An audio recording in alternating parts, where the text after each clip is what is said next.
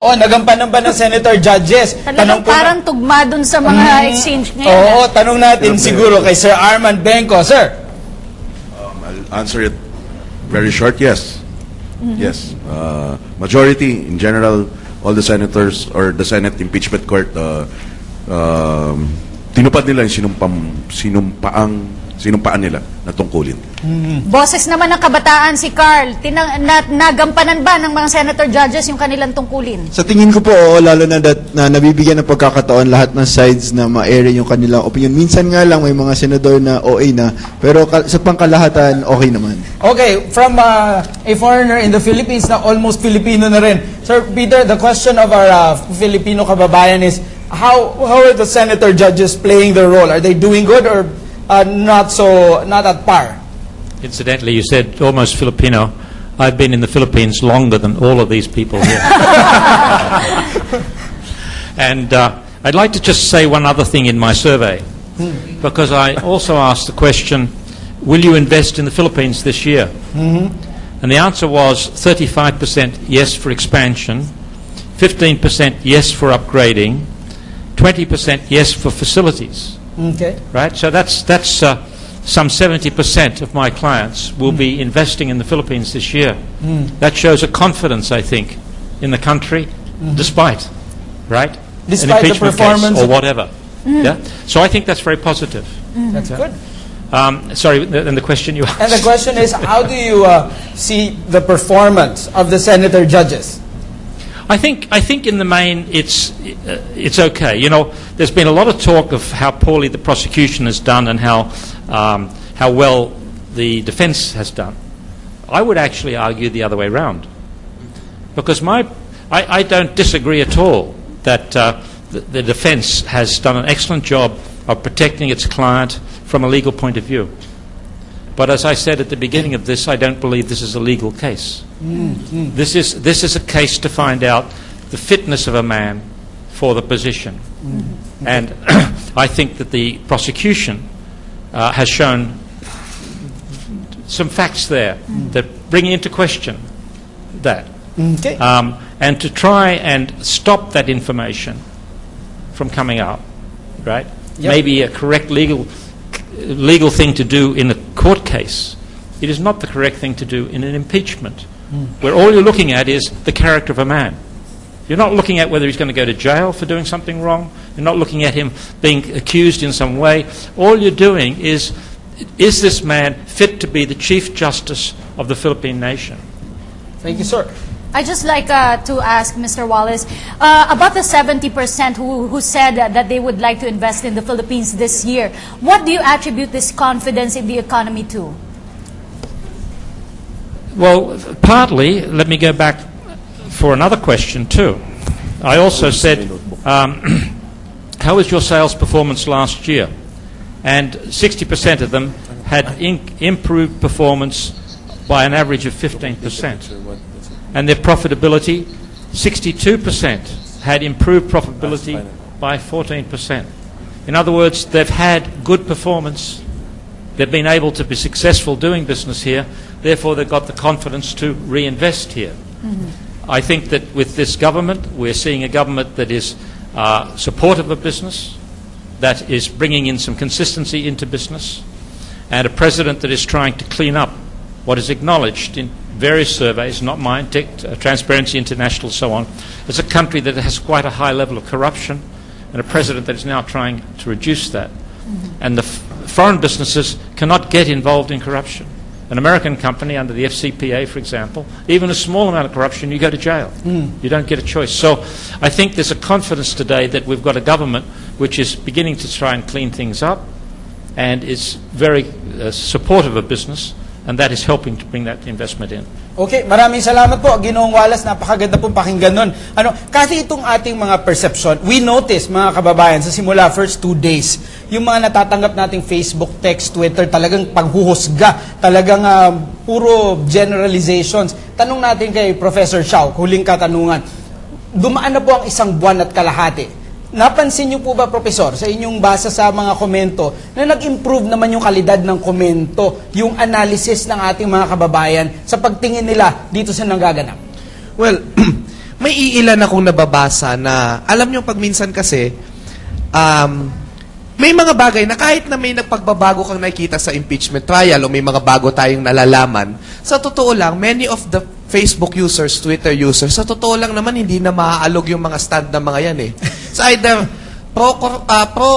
pro-impeachment o alisin si Corona dyan, or manatili si Corona, not because naniniwala sila kay Corona, but because they think that this is a vendetta against, by Noynoy against Corona, at sila yung mga anti-Noynoy. No? Pero sa akin palagay, we must kahit ako may opinion ako about it, but I'm trying to be objective. As all of us must be objective. Pakinggan natin ng depensa, tulad ng pakinig natin sa prosecution, no? Despite the fact na medyo yun na nga, sabog ang sinasabi nila na, as teachers, sinabi nga namin ni JJ noon, yung mga teachers nagpe-perform din yan eh. Parang hindi maganda yung performance. Pero despite that, nakita nyo naman yung surveys, lumabas yung sinasabi na nandoon may nakita silang mga ebidensya na ganito. Lumabas pa rin yung ebidensya. Now, kahit na nakita natin yon, we still didn't see the defense. How would they defend the client? We still have to see that. No? But in the end, tulad nga niyan, ang dami nating surveys na pinaglalabas, ang dami tayong and that's all part of democratic process and the freedom of speech. But, we elected the senators. And they will decide on that. Sa totoo lang, kung ano man yung maging desisyon ng mga senators natin, sa totoo rin yan, babalik din yan sa atin. Bakit? Kasi tayo ang bumoto sa kanila. Maraming salamat, Professor Xiao Chua. Actually, Xiao, merong follow-up question sa'yo galing sa Facebook, kay Kanjo. Gusto lang namin ipaabot, natatakot na ang tao. Pag sinabing corrupt, mayor, governor, congressman, at barangay unit ang naiisip. Pero ang justice system, ano kaya to? Naiisip ko na lang ang mga inosenteng napapatawa ng parusa. Ano daw ang komento mo rito? Kaya nga ako, dati agree ako sa death penalty pero hindi na eh. Kasi meron ka bang nakitang death convict na mayaman? Wala. Ngayon, wala eh. So parang, kaya sa aking palagay, mahalagang unang step to. We cannot trade, kasi actually matagal na yan. Ngayon lang malabas yan. Kasi sa matagal na panahon, ang media, sa totoo lang, masyadong mataas ang pagtingin nila sa Korte Suprema. Napakarami na po noon ng mga bulong-bulungan ng kung sino-sino mga justices na may mga kinikilingan, nababayaran, pero hindi yan lumalabas. Lately lang yan lumabas. Pero matagal na yan sinasabi yung hoodlums in robes na tinatawag. So just to put it in a historical context, matagal na yan. No? So wag naman tayong matakot. Basta step by step, masusolusyonan din natin ang ating mga problema, but we have to start, no? At sa aking palagay, maganda to. Pakinggan natin tong impeachment na ito. Let's suspend our judgment, no? Hanggang makita natin, but in the end, the senator judges must represent the voice of the people because they are elected by the people. Thank you very much, Professor Xiao. Gusto ko itanong kay Attorney JJ, itong huling question for Attorney JJ. Attorney J, ito yung panghuli sa tatlong articles of impeachment. Sa tingin mo ba, this will factor strongly dun sa magiging desisyon? Or kung ihambing natin sa Article 2, Article 3, ay medyo sidelight ito ng konti? Iyong personal opinion? In my personal opinion, medyo sidelight lang itong isyong ito. Ang main issue talaga na dapat nating tignan ay hindi yung kung ano yung expressly sinasabi sa atin na survey, ang sinasabi sa atin ng mga nababalitaan sa dyaryo. Nung una pa na lang natin sinasabi, ang impeachment case is all about the fitness of a person to stay in his position. Now, hindi natin sa ngayon pwedeng sabihin na malakas ang Article 1, mas malakas ang Article 2 or 3, mas malakas ang Article 7, kasi hindi pa natin napapakinggan ang side ng depensa. So, kailangan lang bantayan natin, tignan natin, pakinggan natin. Ayan, hindi pa tapos ang kwento, Kathy. At Mark, isa nga sa inaantabayanan ng taong bayan itong proposal o yung tawag nila na plea nila sa depensa na patestiguhin itong si Chief Justice Corona. Gusto kong tanungin si Juana Change, ikaw ba gusto mong umupo sa witness stand at marinig ang paliwanag ng Chief Justice? Oo naman. Diba? Kasi napanood ko siya eh. Mayroon siyang media offensive. Diba? Lahat ng TV show talaga namang nilabasan niya. So, siyempre, siya nakapaglabas siya ngayon ng gusto niyang pakinggan natin sa kanya. At saka, what's really funny is ang boses ng evil, tsaka ang boses ng good, pare-pareho lang yan. Diba? Anong sinasabi sa atin ni Corona nung nasa TV siya? Napalapit nga ako kay Lord. Sabi niya, diba, dati nagdadasal ako, mag-isa lang, ngayon nagdarasal na kami, buo na kaming pamilya. O yun, napakinggan mo yung kawawa naman siya. Talagang naku, siguro nga walang kasalanan niya kasi nagdarasal na malapit pa kay Lord. Kung hindi mo iintindihin, hindi mo babantayan, hindi ka magiging vigilant tungkol sa issue na to, maniniwala ka na lang eh. Kaya nga ang gusto ko, sana naman, tayong mga taong bayan, talaga namang magmatsyag, makialam, let us be vigilant. Kasi alam nyo ang totoo, bobo man ang magsabi, alam naman natin na totoo yun eh, kahit bobo siya. Kawawa naman, di ba, ang prosecution medyo may kabobohan. Pero sa totoo lang, nagsasabi naman sila ng totoo. At alam naman din natin ng totoo. Hindi ba? Hindi naman ibig sabihin na mahina nagsabi ng totoo, hindi na yung totoo eh. Totoo pa rin yun. Kaya lang, sana mas magaling sila pagsabi nila noon, mas maganda sana. Pero ang ibig ko lang sabihin, sana naman tayo mga tao, talaga namang makialam tayo. Kasi napaka-importante sa tinatak nating tuwid na daan, itong impeachment na ito. Kasi kung halimbawa, nagluklok nga tayo kay President Noy bilang presidente natin. Hindi ba? Dahil gusto natin ng pagbabago. Pagkatapos, hindi naman natin maaalis ang mga katulad ni Corona, hindi naman makukonvict ng jail ng todo-todo si GMA. Eh di atras na naman. Hindi po pwedeng konting step forward, 5 steps back. Hindi naman po pwede yun. Kaya ang hamon dito, pagbabagong tunay. Pagbabagong tunay, man. Hindi naman po pwedeng shortcut ang pagbabago.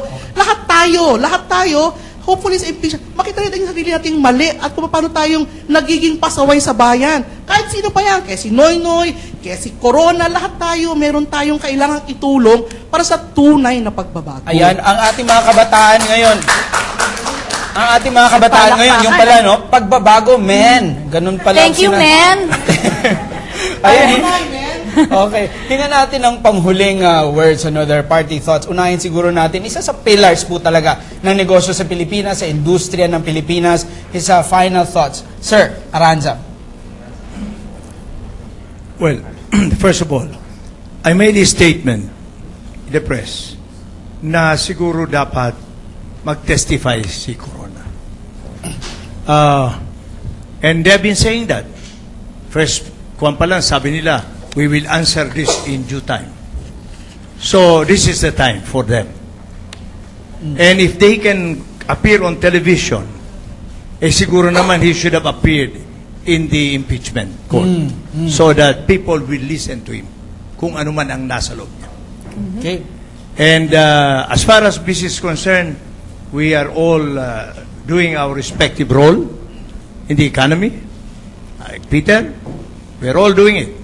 And we will not allow this impeachment to remove our focus to what we are here for. Very good. Thank you. Maraming salamat. Mula naman sa isang financial consultant, gusto po naming marinig ang mensahe niyo po sa aming mga manonood, Mr. Arman Benco. Okay, hindi kasing profound at lalim nung kay Iwana change, but yung sa akin lang, lalo na the entity that I represent, Colaiko Foundation, if we cannot be part of, if we cannot have the bright, shining solution, let's not be part of the problem. Look after your personal well-being, your financial health being, your family, and your God, whoever your God is. Hindi kasi ako yung pumupunta sa kalye, with all due respect, pumupunta sa kalye, but I have kids to look after. You have academics that you have to take care of. Marami tayong concern. Let us not forget those things that we are in control of. Maraming salamat. Mukhang excellence is also service to country, ano? Personal Definitely, okay. definitely. At siyempre, speaking of personal excellence, matagal na po talaga itong tinitingala. Ma'am Didi Sitangco. You asked kanina how we thought of the senators. Well, so far, meron tayong mga reklamo, but so far they're performing. And we should base our choices later in the election on their performance. Ngayon tayo naman mga ina ng bayan, iba na ng ano, let's focus very much on the impeachment, which I said is a political process. I think the international community is looking at